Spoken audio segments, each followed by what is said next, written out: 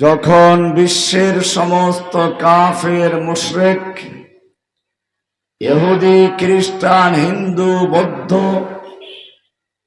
নাস্তিক, মুরতাদ, কাদিয়ানি, ভণ্ড সব একাত্র হয়ে মাঠে নেমেছে পৃথিবীর বুক থেকে ইসলামকে নিশ্চিহ্ন করে দেওয়ার জন্য,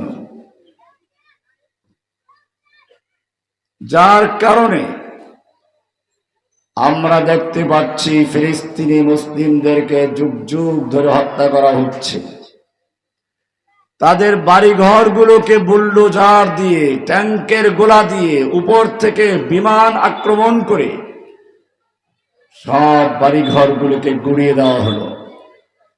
কাশ্মীরি মুসলিমদেরকে যুগ যুগ ধরে পাখির মতো গুলি করে হত্যা করা হচ্ছে।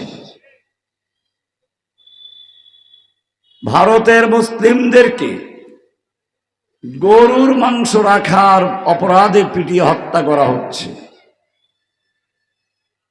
আরাকানের মুসলিমদেরকে বাড়িঘর থেকে বের করে দেওয়া হলো। বাংলাদেশের পার্বত্যাঞ্চলকে খ্রিস্টান রাজ্য বানানোর জন্য চক্রান্ত হচ্ছে।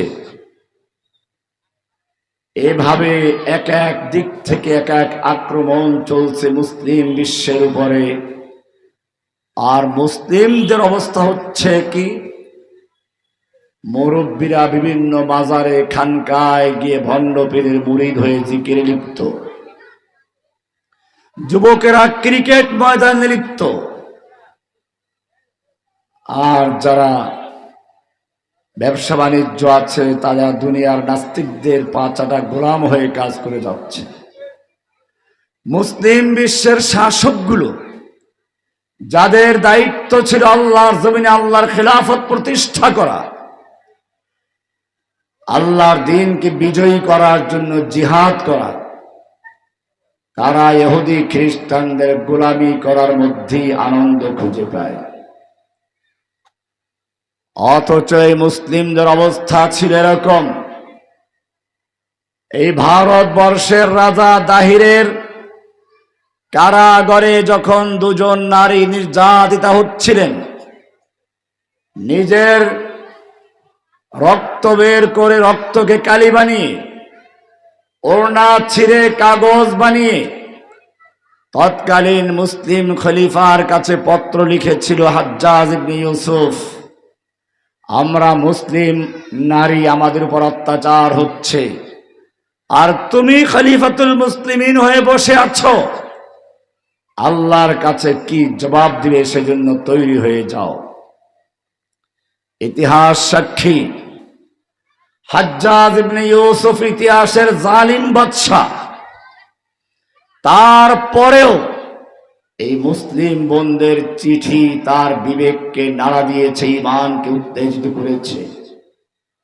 নিজের আপন ভাতিজা 16 বছরের যুবক মুহাম্মদ বিন কাসেমকে বলল, যাও, হয়তো রাজা দাহিরকে উত্তম শিক্ষা দিয়ে মুসলিম বোনদের উদ্ধার করে নিয়ে আসবে, ভারতবর্ষ বিজয় করবে, নতুবা শহীদ হবে, ফিরে আসার চিন্তা করো না।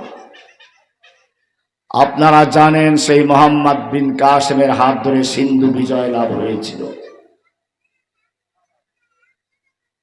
রোম সম্রাটের দরবারে এক যুবকের গালে থাপ্পড় মেরে কাফেররা উল্লাস করছিল। সেই মুসলিম রোমের দরবারে বসে চিৎকার মেরে বলেছিল, খলিফাতুল মুসলিমিন, মুসলিমদের খলিফা, তুমি খলিফার দায়িত্ব নিয়ে বসে আছো, আর আমি একজন মুসলিম হওয়ার অপরাধে রোম সম্রাটের দরবারে আমার গালে থাপ্পড় মেরে কাফের মুশরিকরা উল্লাস করছে, কি জবাব দিবে প্রস্তুতি গ্রহণ করো। আমিরে মুআবিয়া রাদিয়াল্লাহু তাআলা আনহু আওয়াজ শুনতে পেলেন, তার গোয়েন্দারা এই খবর পৌঁছে দিল। গোয়েন্দাদেরকে ডাকলেন, যত অর্থের প্রয়োজন, অস্ত্রের প্রয়োজন নিয়ে যাও, আমি চাই রোমের দরবারে বসে আমার মুসলিম ভাইয়ের গালে যে থাপ্পড় মেরেছিল তাকে উদ্ধার করে নিয়ে আসো, এবং যেই কাফের থাপ্পড় মেরেছে ওকে পাকড়াও করতে হবে। বেশি দিন যেতে হয়নি, মুসলিম গোয়েন্দারা তাদের মুসলিম ভাইকে উদ্ধার করলো এবং যে কাফের থাপ্পড় মেরেছিল তাকেও গ্রেফতার করে হাজির করলো। আমিরে মুআবিয়া রাদিয়াল্লাহু তাআলা আনহু মুসলিম লোকটাকে বললেন, তুমি ওই কাফেরের গালে থাপ্পড় মেরে প্রতিশোধ নাও যে তোমাকে রোমের দরবারে বসে গালে থাপ্পড় মেরে উল্লাস করেছিল। মুসলিম লোকটা থাপ্পড় মেরে প্রতিশোধ নিল।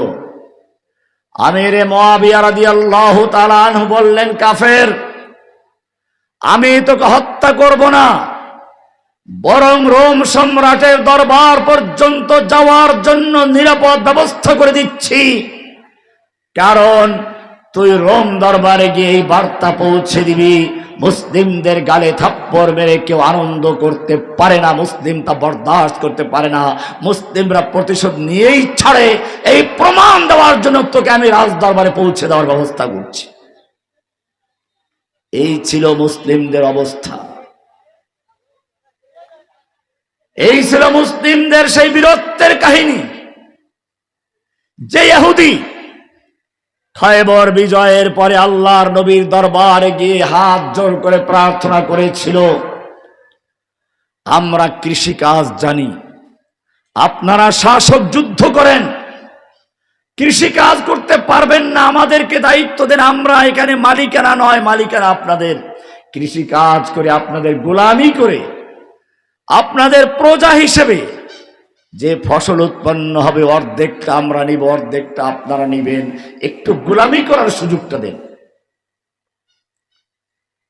আল্লাহর রাসূল সাল্লাল্লাহু আলাইহি ওয়াসাল্লাম বলেছিলেন, ঠিক আছে, আল্লাহ তাআলা যতদিন মঞ্জুর করবেন ততদিন পর্যন্ত থাকো, কিন্তু জেনে রাখবে এই খয়বরের জমিন থেকে তোমাদের উৎখাত করা হবে এবং তোদেরকে নিয়ে তোদের উটগুলো এত দূর যেতে বাধ্য হবে, যেতে যেতে ক্লান্ত হয়ে যাবে। ওমর ইবনে খাত্তাব রাদিয়াল্লাহু তাআলা আনহুর যুগে তিনি খয়বর থেকে ইহুদিদেরকে উৎখাত করার নোটিশ জারি করলেন। ইহুদি নেতা আবার ওমর ইবনে খাত্তাবের দরবারে এসে হাজির হলো। ওমর, তুমি কেন আমাদের বহিষ্কার করতে যাচ্ছ? তোমাদের নবী তোমাদেরকে এখানে থাকার জন্য অনুমতি দিয়েছিলেন। ওমর ইবনে খাত্তাব রাদিয়াল্লাহু তাআলা আনহু বলেছিলেন, আরে কাফের, সেদিন আল্লাহর নবী কি বলেছিলেন প্রত্যেকটা কথা আমার অক্ষর অক্ষরে মনে আছে। সেদিন আল্লাহর নবী বলেছিলেন, আমি তোদেরকে সে পর্যন্ত থাকার পারমিশন দিচ্ছি যেই পর্যন্ত আল্লাহ মঞ্জুর করবেন। তারপরে তিনি বলেছিলেন, সেদিন বেশি দিন নয়, যেদিন তোদেরকে এখান থেকে উৎখাত করা হবে, এখান থেকে তোদেরকে এত দূরে যেতে হবে, যেতে যেতে তোর উটগুলো ক্লান্ত হয়ে যাবে। আজকের সেই সময় এসেছে, কোথায় পালাবি পালিয়ে যা, মদিনার আশপাশে তোদের থাকার কোনো সুযোগ নেই। আজকে সেই ইহুদি মুসলিমদেরকে নির্বিচারে হত্যা করে যাচ্ছে। যেই হিন্দু গরুর মুখ খেতে খেতে আর লেংটি পরে, যাদের আগা পাছা এখন পর্যন্ত হাঁটতে জানে না। আমি দেওবন্দের ছাত্র,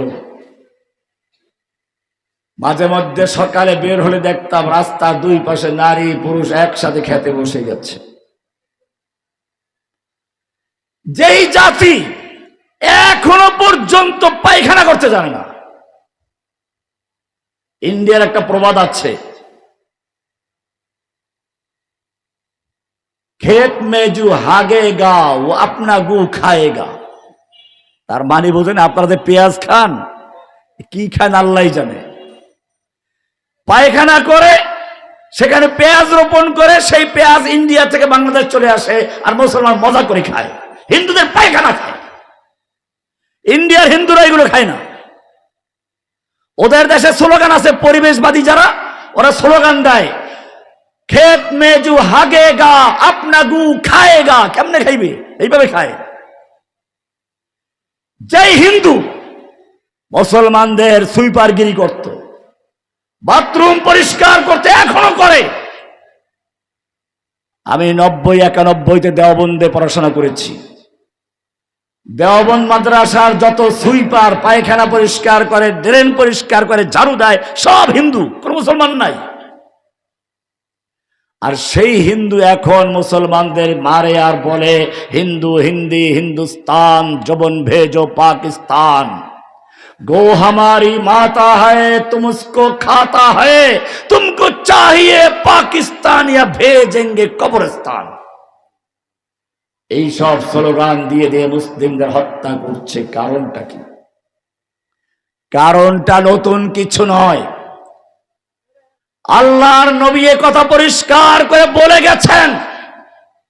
হাদিস খুলে দেখো, আল্লাহ রাসূল বলেছেন ইউশিকু আইয়াতাদাআল উমাম, অচিরে এমন একটি মুহূর্ত আসবে যখন আল উমাম, বর্তমান জাতিসংঘের আরবি হচ্ছে আল উমামুল মুত্তাহিদা, ঠিক এই শব্দটাই আল্লাহর নবী ব্যবহার করেছেন। আইয়াতাদাআল উমাম, জাতিসংঘ নেটো নাম দিয়ে বিভিন্ন নামে জোট গঠন করে কাফের মুশরিকরা একে অপরকে আহ্বান করবে মুসলিমদের নিধন করার জন্য। যেরকম ভাবে দস্তরখান বিছিয়ে মেহমানকে খাবারের জন্য আহ্বান করা হয়, দস্তরখানে খাবার তৈরি করে, টেবিলে খাবার প্রস্তুত করে মেহমানকে যেমন ডাকা হয় আসুন মেহেরবানি করে বসুন খান, এরকম কাফের মুশরিকরা একে অপরকে আহ্বান করবে মুসলিমদের ধ্বংস করার জন্য, হত্যা করার জন্য, মুসলিমদেরকে নিধন করার জন্য।